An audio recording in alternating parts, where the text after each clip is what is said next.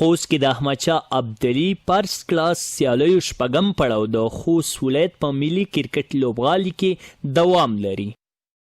روانې سیالۍ د افغانستان د کورني کرکټ هغه های لیول سیالۍ دي چې په فرست کلاس څلور ورځنیو سیالیو یا احمدشاه ابدالي څلور ورځنیو سیالیو باندې مشهورې دي.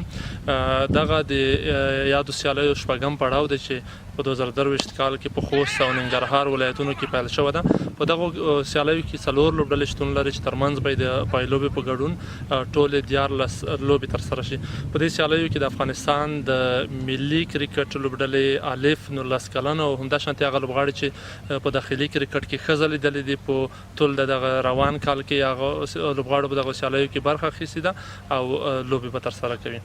د یادونې وړ ده چې د کورني کرکټ یادې لوبې د ننګرهار ولایت په غازي امان الله خان او د خوست کرکټ ملي لوبغالي کې دوام لري. دغه سیالۍ د څلور لوبډلو ترمنځ په خوست او ننګرهار ولایتونو کې ترسره کیږي چې د اګست میاشتې په 10مه نیټه پایل او د راتلونکي سپتمبر میاشتې تر 20 نیټې پورې به روان وي.